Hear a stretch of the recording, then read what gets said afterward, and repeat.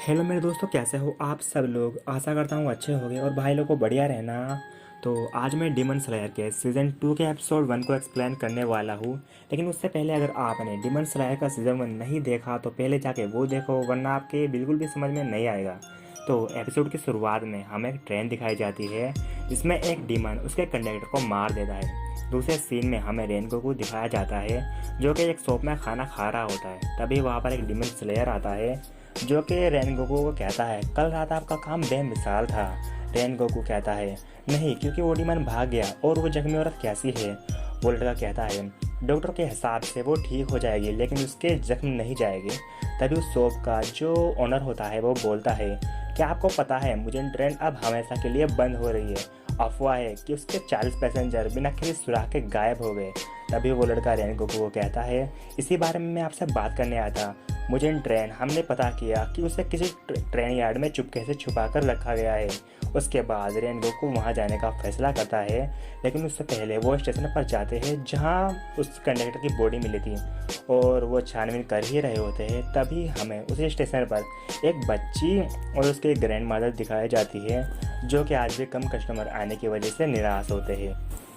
तो छोटी बच्ची की ग्रैंड मदर उससे बोलती है, यहाँ रात में रहना खतरनाक है, क्योंकि जो डीमन होते हैं वो रात में ही आते हैं।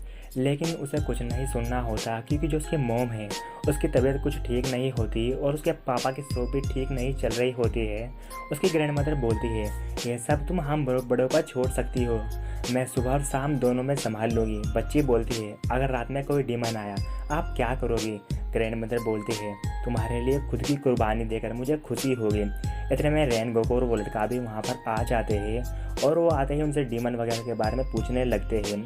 और उसकी ग्रैंड मदर थोड़ी घबरा जाती है और वो बच्चे डर के मारे रेनगोकू के ऊपर एक बेंटो फेंक कर मारती है, जिससे कि रेनगोकू खाने लगता है। बाद में फूको की ग्रैंड मदर उससे समझाती है कि मुझे नहीं लगता ये कोई बुरे लोग हैं। फिर फूको उन दोनों से माफ़ी मांगती है, मुझे बस इन दिनों घबराहट हो रही है, पर क्या तुम हमसे ये बेंटो बॉक्स खरीद सकते हो? रेनगोकू बोलता है, क्यों नहीं, ये अच्छा आइडिया है। और रेनगोकू उनके सारे के सारे बेंटो बॉक्स खरीद लेता है और गुड बाय कहकर वहाँ से चले जाते हैं। फिर फूको बोलती है, ये सब उसने क्यों किया, पर फिर भी मुझे खुशी है कि उसने सारे बेंटो बॉक्स खरीद लिए। फिर उसकी ग्रैंड मदर बोलती है, फूको हमें यहाँ से निकलना चाहिए, मुझे बहुत ही बुरी फीलिंग आ रही है, मैं ये महसूस कर सकती हूँ। फिर दूसरे सीन में हमें एक ट्रेन दिखाई जाती है और उसी ट्रेन में रेनगोकू भी होता है। उस ट्रेन का जो कंडक्टर होता है वो रेनगोकू को देखकर घबरा जाता है और पूछता है, तुम कौन हो? रेनगोकू बोलता है, मैं बेंटो बॉक्स बेचने आया हूँ, मैं कोई जासूस नहीं। कंडक्टर बोलता है, पर यह ट्रेन साइड में जा रही है। रेनगोकू कहता है, हाँ मुझे पता है और वहाँ मुझे ट्रेन भी है, मुझे उसी से कुछ काम है। कंडक्टर घबरा कर बोलता है, मुझे ट्रेन तुम उसे ढूंढ रहे हो, पर अब वो वहाँ नहीं है, उसे सुबह ही मेंटेनेंस के लिए ले जाया जाएगा। यह सुनकर रेनगोकू उस ट्रेन से जंप लगा देता है और ट्रेन वाले लोकेशन पर पहुँच जाता है। और वहाँ पर एक आदमी आकर बोलता है सुनो, ये जगह तुम्हारे लिए नहीं है रेनगोकू, मैं बस यहाँ पर बेंटो बॉक्स वगैरह डिलीवर करने आया हूँ, मुझे और कुछ नहीं करना। फिर रेनगोकू पूछता है, मुझे ट्रेन को यहाँ क्यों लाया गया है? जवाब में आदमी बोलता है, लोग कहते हैं ये इंसानों को खाने वाली ट्रेन है। तभी रेनगोकू को एक डीमन महसूस होता है और जब वो उसके पास पहुंचता है तो एक डीमन एक बच्चे को पकड़ कर खड़ा होता है। रेनगोकू डीमन को कहता है, उस बच्चे को जाने दो। डीमन कहता है, एक डीमन स्लेयर, जब से मैं डीमन बना हूँ मैं इंसानों को खाना नहीं खा सकता। और वो डीमन एक बेंटो पर अपनी लात से कुचल देता है। रेनगोकू बोलता है, ये बेंटो बहुत ही प्यार से बनाए गए उन लोगों ने जिन्हें मैं जानता हूँ। फिर डीमन अपनी स्पीड दिखाता है। रेनगोकू भी तलवार लेकर खड़ा होता है। डीमन हंसते हुए बोलता है, तुम मुझे नहीं काट सकते जब तक मेरे पास ये बच्चा है। वो बच्चा भी डर के मारे बोलता है, प्लीज़ मुझे बचा लो। रेनगोकू बोलता है, तुम चिंता मत करो, मैं कैसे भी करके तुम्हें बचाऊंगा। फिर हमें वही लड़की दिखाई जाती है जिस पर शुरुआत में डीमन ने हमला किया था। रेनगोकू बोलता है, तुम भाग गए थे पर हमने उस लड़की को बचा लिया था। डीमन बोलता है, अगर वो लड़की बची भी गई है फिर भी वो डर के मारे कांपेगी और वैसे भी मैं उसे रात में ही मार दूंगा। रेनगोकू बोलता है, ऐसा कभी नहीं होगा, हमने उसे छुपा कर रखा है, तुम उसे कभी नहीं ढूंढ पाओगे। फिर वो गुस्से में आकर बोलता है, पर उस बेंटो वाली लड़की का क्या, मैं उसे ढूंढ सकता हूँ और उसे जान से मार दूंगा। रेनगोकू कहता है, उस लड़की का मुझसे कुछ लेना देना नहीं है, डीमन हंसते हुए बोलता है, तुम्हें मुझसे पंगा नहीं लेना चाहिए था। अगर तुम उसे बचाना चाहते हो तो तुम्हें मुझसे पहले स्टेशन पहुंचना होगा, लेकिन उससे पहले मुझे इस लड़के को मारना होगा।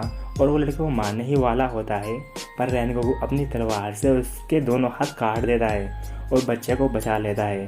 उसके बाद डीमन गुस्से में आकर स्टेशन की तरफ भागता है अपनी फुल स्पीड में, ताकि वो उस बच्चे को मार सके। लेकिन रेनगोकू भी उसके पीछे जाता है। फिर अगले सीन में हमें फूको और उसके ग्रैंडमदर दिखाई जाती है, जो अपने घर पहुंच जाते हैं। फिर अगले सीन में हमें दिखाया जाता है वो डीमन फूको के सामने आकर खड़ा हो जाता है और बोलता है, तो ये बैंटो की बदबू तुम्हारे अंदर से आ रही थी।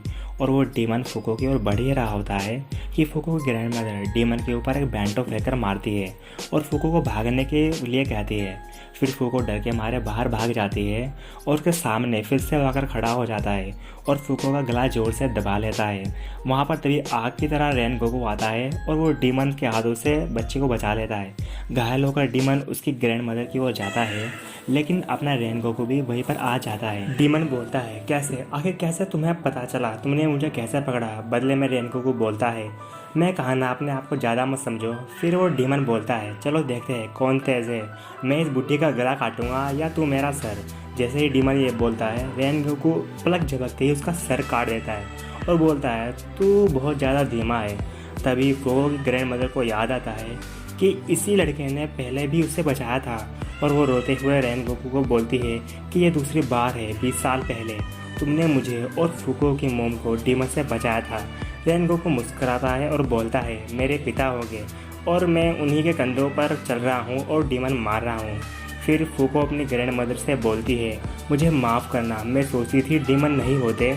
इतने में रेनगोकू के बाकी दोस्त भी आ जाते हैं। रेनगोकू बोलता है, चिंता मत करो, अब सब ठीक है। अब सुबह हो जाती है। फूको और उसकी ग्रैंडमदर रेनगोकू को जाने से पहले एक तोहफे में एक बैंटो देते हैं। रेनगोकू शुक्रिया कहता है कि मैं कल रात एक भी नहीं खा पाया था, और रेनगोकू उनके बाकी सारे बैंटो भी खरीद लेता है। वो दोनों रेनगोकू को बोलते हैं, प्लीज़ अपना ख्याल रखना।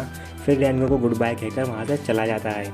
और अब हमें स्टेशन पर इनुसुके भी दिखाया जाता है, और यहीं पर जो है हमारा सीज़न 1 का एंड हुआ था। और यहीं पर हमें तानजीरो और उसके बाकी सारे दोस्त भी दिखाए जाते हैं, और यहीं पर हमारा एपिसोड भी एंड हो जाता है। तो नेक्स्ट एपिसोड में मैं जल्द ही लाऊंगा। तो हाँ यार, बस आज के लिए इतना ही। आशा करता हूँ कि आपको मेरी कोई बात ज़्यादा बुरी ना लगी हो। तो जल्द मिलेंगे एक नई वीडियो में। बाय बाय मेरे दोस्तों।